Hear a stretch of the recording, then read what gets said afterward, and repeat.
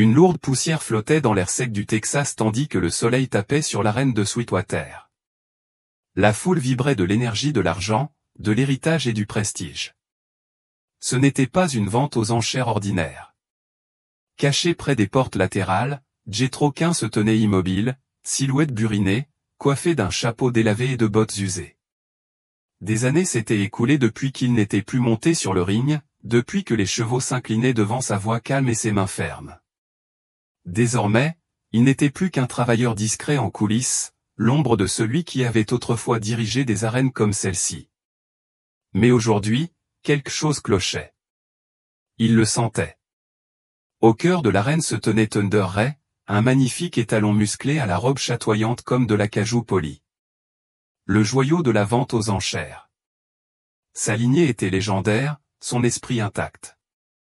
Derrière lui, souriant aux caméras comme s'il possédait le soleil lui-même, se tenait Clifford Kennedy au baron du bétail, investisseur pétrolier et égocentrique confirmé. Vêtu d'une chemise blanche immaculée et de bottes cirées, Clifford n'était pas là pour le cheval, mais pour le spectacle. Il aimait le public. Il aimait le pouvoir. Et il détestait tout ce qui lui rappelait qu'il ne pouvait pas tout contrôler. D'un pas assuré, Clifford s'approcha de Rayon Tonnerre. « Regarde ce prince trop nourri », ricana-t-il bruyamment en levant la main. Winona Hay, la responsable de l'établissement, se tenait figée près de la clôture, regardant avec incrédulité. Avant que quiconque puisse parler, Clifford frappa l'encolure du cheval au pas assez fort pour le blesser, mais assez fort pour raisonner. Un craquement aigu traversa l'arène comme un coup de fouet. Les conversations s'éteignirent. Les rires s'éteignirent. Même le vent semblait retenir son souffle. Thunder Ray ne se cabra pas.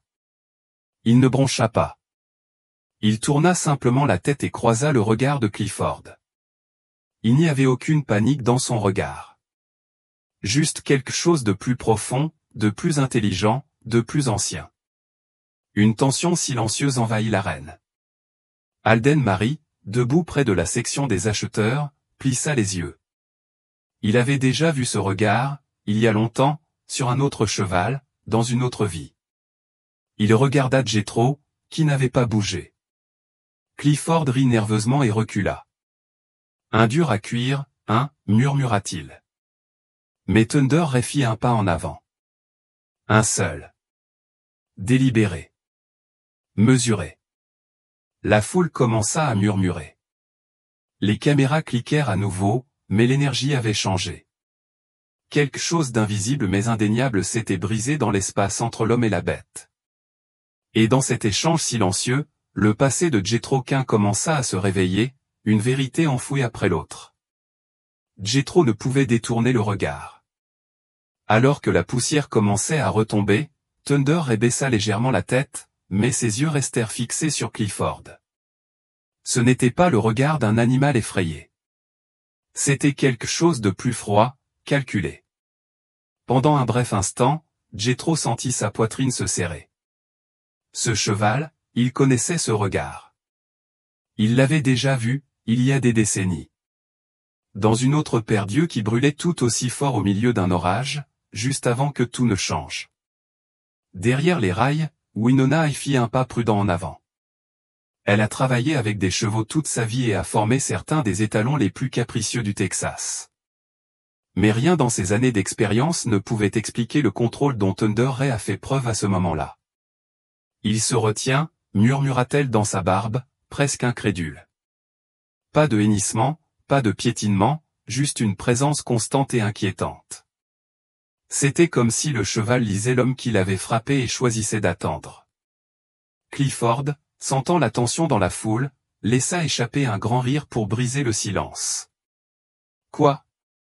Vous n'avez jamais vu un cheval se faire discipliner? Mais personne ne riait avec lui. Au lieu de cela, les têtes se tournèrent vers Jethro.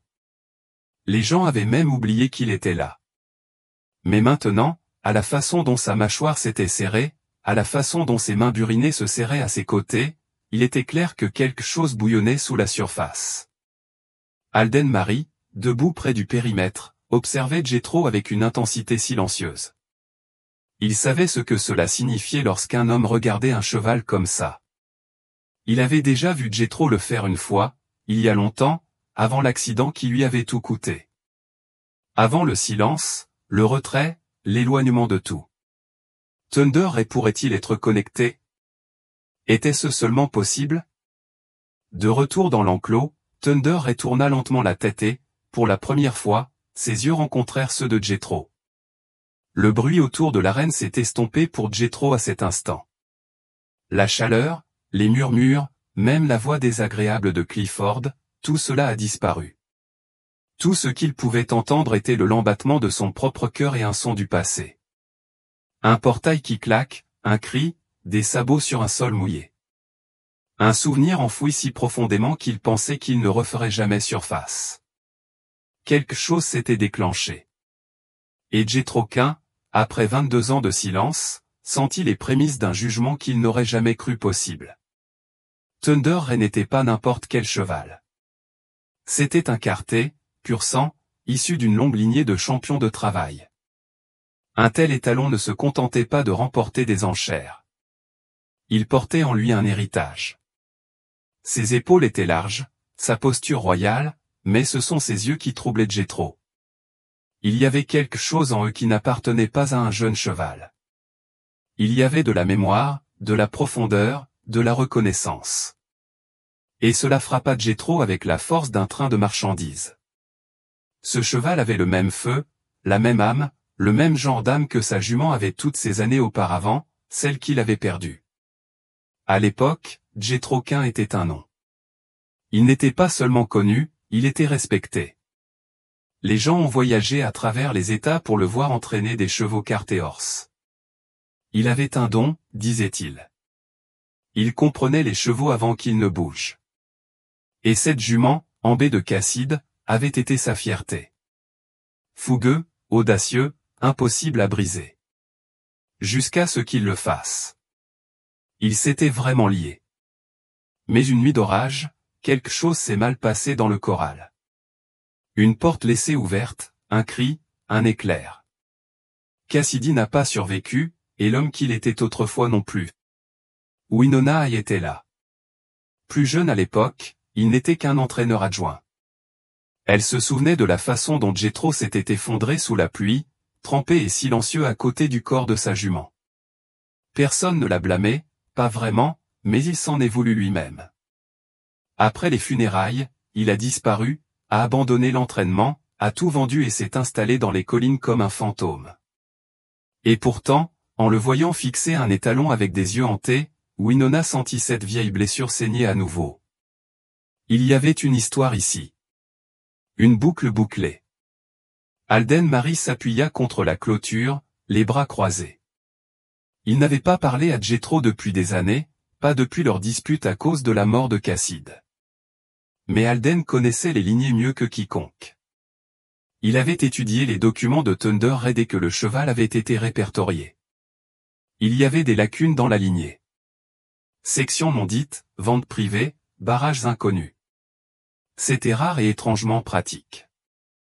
Son instinct lui disait ce que personne d'autre n'osait dire. Thunder Ray pourrait être le poulain de Casside. Caché, protégé, élevé dans le silence. Un secret né de la douleur.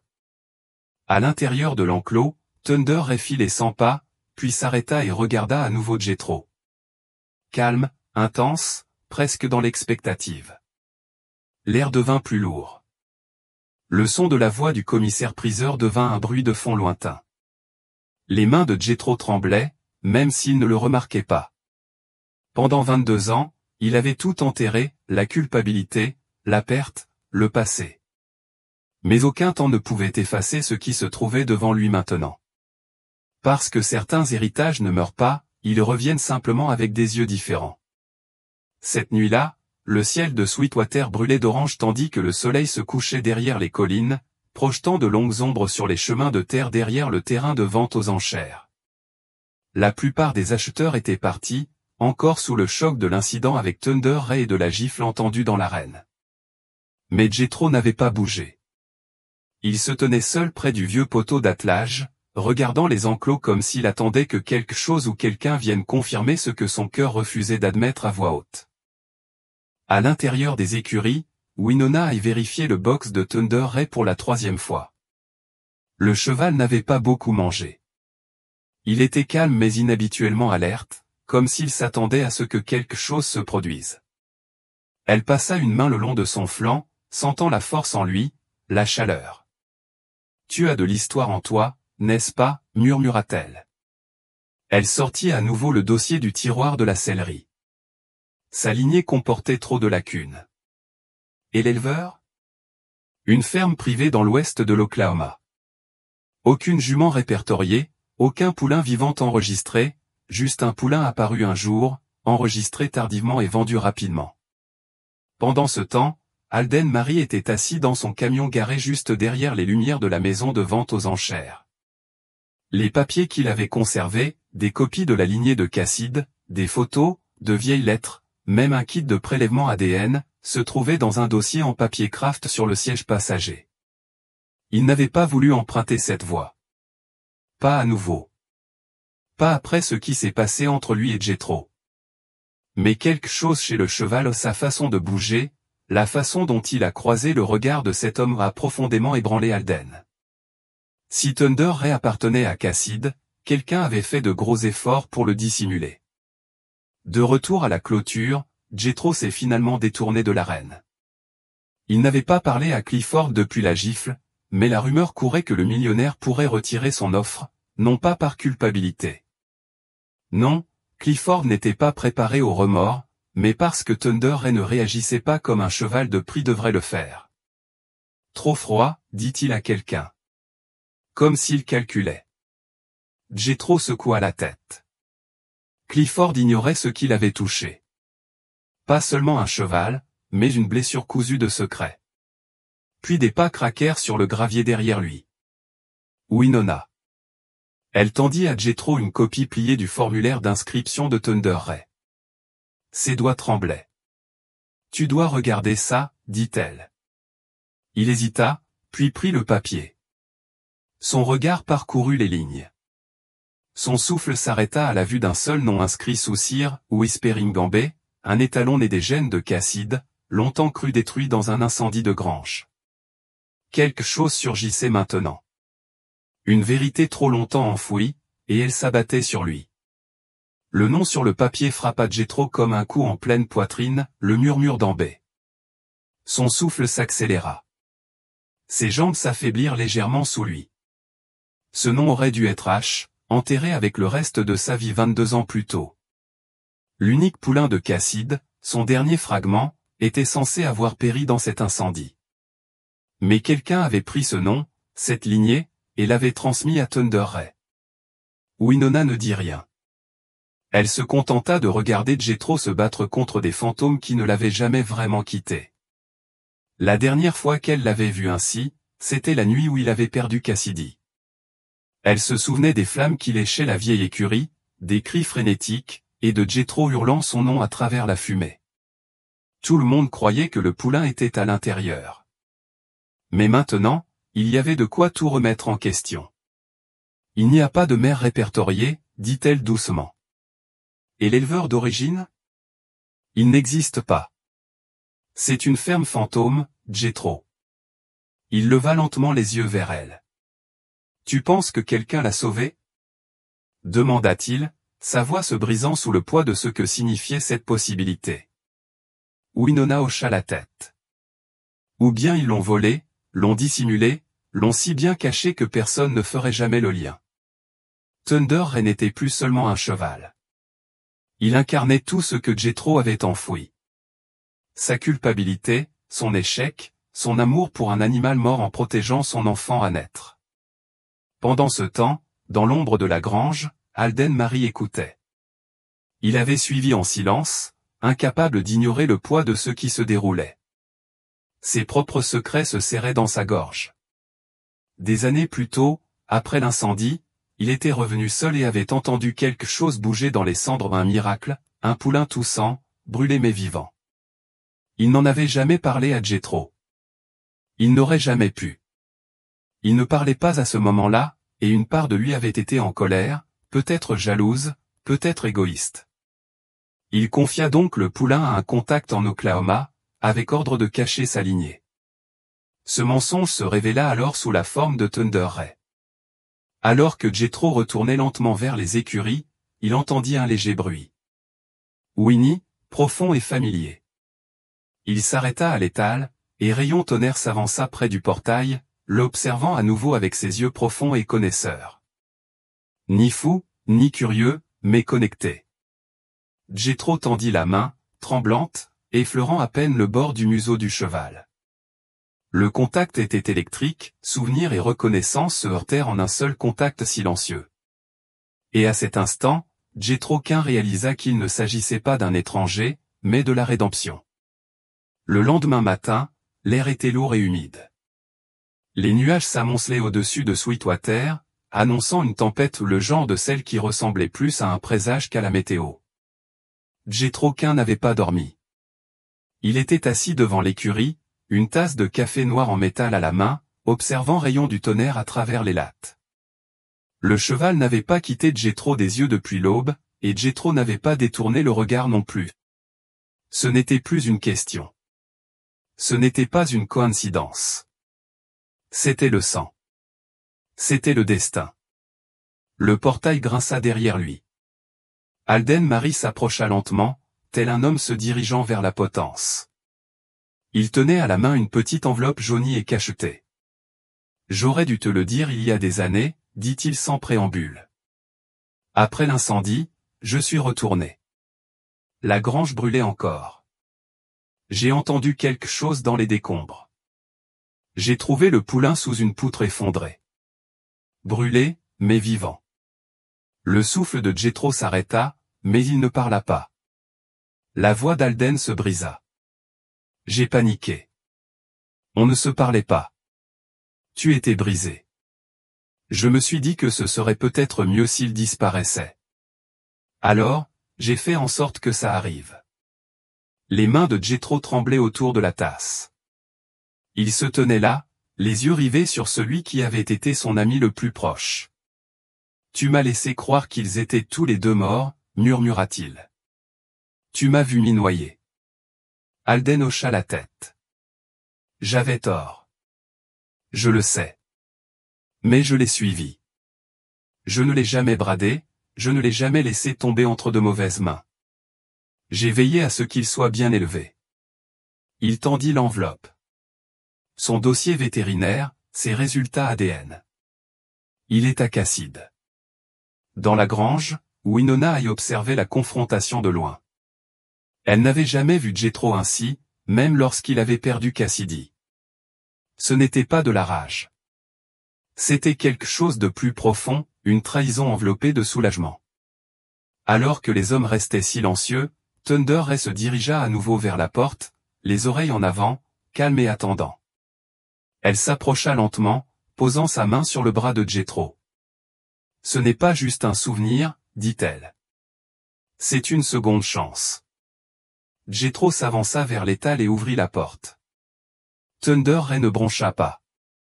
Il sortit lentement, s'arrêtant à côté de lui, la tête baissée, comme pour s'incliner. Jethro passa sa main le long du cou de l'étalon, la gorge serrée par l'émotion. « Je pensais avoir tout perdu, » murmura-t-il. Mais il est là. Il revint et, au moment où le premier grondement de tonnerre s'abattait sur le ciel, Jethro fit un vœu silencieux. Cette fois, il ne le trahirait pas. À midi, la nouvelle s'était répandue. Les murmures se sont transformés en conversations animées, et bientôt, tous les participants à la vente aux enchères connaissaient l'histoire ou du moins une version de celle-ci. Que l'étalon primé Thunder Ray n'était pas n'importe quel cheval. Qu'il existait un lien entre lui et Jethro, l'homme que la plupart avaient oublié jusqu'à la veille. Et ce lien était plus profond que les liens du sang ou les papiers. C'était personnel, émotionnel et désormais potentiellement dangereux. Clifford Kennedy n'était pas du genre à aimer perdre le contrôle, surtout en public. Il avait prévu de faire de Thunder Ray la pièce maîtresse de l'image de son ranch, un trophée à exhiber lors des rodéos et des élevages de luxe. Mais après l'incident de la gifle, la situation avait changé. Les acheteurs se sont désistés. Les offres ont chuté. Son nom était murmuré sur un ton qui frisait la moquerie. Cela lui paraissait inacceptable. Il arpentait le bureau des ventes aux enchères, furieux. Ce vieil homme empoisonne l'air autour de mon investissement, aboya-t-il. Réparez-le ou je le ferai. Dehors, Jethro caressait Thunder Ray près des écuries, calme et posé. L'étalon se pencha doucement vers lui, sans plus se méfier. Leur lien se renforçait d'heure en heure. Pour Jethro, il ne s'agissait plus de rédemption. Il s'agissait de protection. Il avait échoué une fois. Il ne recommencerait plus. Pas avec ce cheval. Pas avec l'héritage de Casside. Mais au fond de lui, il savait qu'il ne faudrait pas longtemps avant que quelqu'un ne conteste cette décision. Winona s'approcha avec de l'inquiétude dans les yeux. « Tu devrais savoir que Clifford cherche une voie légale, dit-elle. Si Thunder Ray est enregistré sous son nom, et si Alden n'a jamais mis à jour la propriété, cela pourrait mal tourner. » Jethro hocha lentement la tête, la mâchoire serrée. « Laisse-le essayer. Ce cheval n'est pas qu'un numéro dans un système. C'est du sang. Le mien. Le sien. » Winona hésita. « Nous aurons peut-être besoin de preuves. De vraies preuves. Quelque chose que la salle des ventes ne pourra pas ignorer. » Jethro regarda Alden, debout à quelques mètres de là, la culpabilité toujours lourde sur ses épaules. « Alors il vaut mieux qu'on le fasse vite. » Dans son camion, Alden Marie était déjà au téléphone. Le contact en Oklahoma, celui qui l'avait aidé à cacher le poulain toutes ces années auparavant, avait disparu 2 ans plus tôt. Les archives manquaient, mais il possédait toujours l'écouvillon original de Cassidy. Et maintenant, il en avait un de Thunder Ray. Il les enverrait lui-même au labo. Il fallait une certitude absolue, car sans cela, Clifford risquait de gagner avec des avocats plutôt qu'avec des coups de fouet. Et si Clifford Kennedy récupérait ce cheval, Jethro ne survivrait pas à une seconde défaite. 3 jours plus tard, l'air sur le site de la vente aux enchères était plus froid et plus lourd. La tempête était passée, mais une tension d'un autre ordre subsistait. Jethro Quin était assis au bord du pâturage avec Thunder Ray à côté de lui, l'étalon se tenant calmement, poussant de temps en temps l'épaule de Jethro comme s'il sentait son malaise. Jethro tenait une enveloppe scellée, les résultats du laboratoire. À l'intérieur, la vérité. Il n'avait plus qu'à l'ouvrir. Mais avant qu'il ne puisse le faire, un SUV noir s'est arrêté brusquement près du bureau. La portière s'est ouverte et Clifford Kennedy en est sorti, flanqué de 2 hommes en blazer, pas des ouvriers agricoles, mais des avocats. Il marchait avec l'arrogance d'un homme convaincu que tout avait un prix, y compris le sang. À la main, des papiers. « Où est le vieil homme » s'exclama-t-il, assez fort pour que tout le monde l'entende. « Je suis ici pour réclamer ce qui m'appartient légalement. » À l'intérieur de la grange, Winona se précipita vers Jethro. « Il a déposé une demande de possession, dit-elle d'un ton essoufflé. Il réclame le cheval par le biais de l'enregistrement de la vente aux enchères. Il dit que vous vous ingérez dans sa propriété. » Jethro se leva lentement, les yeux plissés. « Qu'il me le dise en face. » Alors qu'il marchait vers l'entrée de la grange, Thunder Ray le suivit, sans être forcé, sans être guidé, volontairement, comme s'il comprenait ce qui se passait, comme s'il choisissait. Ils se retrouvèrent au milieu de la cour. Clifford, papier à la main. Jethro, silencieux et posé. Une petite foule a commencé à se rassembler, d'autres éleveurs, des commissaires-priseurs, des ouvriers qui avaient vu l'histoire se dérouler au cours de la semaine.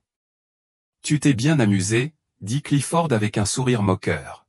« Maintenant, il est temps de rendre le cheval. » Jethro fouilla dans sa veste et souleva l'enveloppe. « Pas encore. D'abord, on ouvre ça. » Alden Marie sortit de la grange en tenant un presse-papier. « Correspondance ADN, » annonça-t-il fermement. « En baie de Casside est la mère de Thunder Ray, ce qui fait de lui l'héritage de Jethro Quin. » Le sourire de Clifford s'estompa. « Peu importe, cracha Théil. Les papiers sont à moi. Les enregistrements sont à moi. Jethro le regarda fixement, impassible. Et le cheval? Demanda-t-il. Il est à toi aussi? Thunder Ray fit un pas en avant et pressa doucement sa tête contre l'épaule de Jethro devant tout le monde. Le silence qui suivit fut plus pesant que les menaces de Clifford. Car, à cet instant, aucun document juridique ne pouvait contredire ce que chaque âme présente venait d'observer. Le cheval avait choisi. Le lendemain matin, le bureau des ventes était silencieux. Trop silencieux. Clifford Kennedy n'était pas rentré. Ses avocats étaient partis en silence la veille, leurs menaces sonnant creux face à ce que tout le monde avait vu. Personne ne pouvait désormais l'ignorer, pas même le jury. L'étalon avait fait son choix, et l'ADN ne faisait que sceller ce qui était déjà inscrit dans la poussière et les lignées. Thunder Ray n'était pas une marchandise. Il représentait la boucle de l'histoire. Jethro Quin se tenait au bord du pâturage, regardant Rayon Tonnerre brouter dans la douce lumière de l'aube. Son cœur était plus calme, mais pas entièrement en paix. Restait la question du pardon non seulement envers Alden, mais envers lui-même. Pendant 4 ans, il avait porté le poids de cette nuit, persuadé d'avoir trahi Cassidy, son enfant à naître, et d'avoir échoué en tant qu'homme. Mais maintenant, cette même vie se tenait devant lui, forte, fière et entière. Peut-être n'avait-il pas tout perdu. Peut-être qu'une part de lui avait survécu, après tout. Derrière lui, Alden Marie s'approchait lentement, c'est pas lourd. Je ne suis jamais venu ici pour le récupérer, dit-il. Je voulais juste m'assurer qu'il te retrouve. Jethro ne se retourna pas au début. Il laissa le silence s'éterniser. Puis il hocha la tête. Tu aurais dû me le dire, soupira Alden. Je sais. C'est juste que, j'avais tort, Jethro. Surtout. Je pensais le protéger, mais peut-être que je me protégeais juste moi-même. Jethro se retourna enfin. Nous l'étions tous les deux, dit-il. À l'intérieur des écuries, Winona y rangeait ses papiers, soulagée mais épuisée. Elle jeta un coup d'œil vers le pâturage, observant les 2 hommes discuter, le cheval broutant entre eux. C'était comme une conclusion, celle qui ne s'imposait ni par des décisions de justice ni par de l'argent, juste par du temps, de la douleur et la vérité. Elle sourit faiblement. Pour la première fois depuis des années, Jethro n'existait plus seulement. Il était de nouveau vivant. Cet après-midi-là, la commission des ventes publia une déclaration officielle. L'enregistrement de Thunder Ray serait mis à jour pour refléter sa véritable lignée. Toutes les revendications antérieures furent annulées. Clifford Kennedy, malgré sa richesse et son influence, était officiellement hors jeu. Il avait sous-estimé non seulement le cheval, mais aussi le lien entre l'homme et la mémoire. Alors que le soleil commençait à se coucher derrière les collines, Jethro se tenait seul avec Thunder Ray, passant lentement une main le long du cou de l'étalon. Il n'avait pas besoin de dire quoi que ce soit. Le silence entre eux contenait tout, le chagrin, la survie, et quelque chose qui semblait dangereusement proche de l'espoir. Et tandis que le ciel prenait une teinte dorée, Jethro Quin comprit, certaines histoires ne finissent pas. Elles recommencent tout simplement. Une semaine s'était écoulée depuis la tempête, pas celle dans le ciel, mais celle qui avait secoué l'âme de Sweetwater. Et dans ce silence qui suivit, quelque chose avait changé. Jethro Quin, autrefois un nom oublié dans l'ombre de l'arène, était à nouveau évoqué avec un ton empreint de révérence.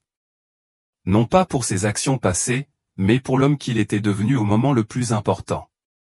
Tôt ce matin-là, alors que la rosée collait encore à l'herbe et que la brume déferlait sur les collines, Jethro chargea Thunder Ray dans une vieille remorque inutilisée depuis des années. La rouille craquait, les pneus gémissaient, mais le but était clair. Il n'emmenait pas le cheval pour le vendre. Il ne l'emmenait pas en concours. Il le ramenait chez lui, sur les terres où Cassidy courait autrefois en liberté. Dans ce même endroit paisible où le jeune Jethro croyait autrefois que tout pouvait durer éternellement. Alors qu'il conduisait sur les routes secondaires, des souvenirs lui revinrent par fragments, le bruit des sabots sur la terre mouillée, la crinière de Cassidy fouettée par le vent, son léger hennissement lorsqu'elle se penchait contre sa poitrine, puis le feu, la culpabilité, les années qu'il avait passées à essayer de ne rien ressentir du tout. Mais maintenant, ses souvenirs ne ressemblaient plus à des blessures. Ils ressemblaient à des chapitres, à des fragments d'une histoire qui s'était interrompue et avait finalement repris son cours. À leur arrivée, Alden, Marie et Winona étaient déjà là, attendant près de la vieille clôture du pâturage. L'herbe avait poussé à l'état sauvage au fil des ans, mais la terre s'en souvenait encore. Jethro ouvrit la remorque et Thunder en sortit lentement, narines dilatées, oreilles en avant. Il fit quelques pas prudents, puis se mit à trotter vite, léger, sans effort comme si la terre le reconnaissait. Comme si l'esprit de Cassidy l'observait. Winona s'essuya discrètement les yeux. Alden posa une main sur l'épaule de Jethro, mais ne dit rien. Il n'y avait rien à dire. C'était plus qu'une conclusion. C'était une résurrection. Thunder ralentit et trotta vers Jethro, s'arrêtant à quelques centimètres de sa poitrine. Jethro plaça son front contre celui de l'étalon et murmura, « Tu as retrouvé ton chemin. » Moi aussi. Et dans ce champ, sous le soleil levant et les fantômes d'hier, Jethro Cain n'était plus brisé. Il était entier. Parce que l'amour, une fois donné, ne meurt jamais. Il attend juste le bon moment pour revenir.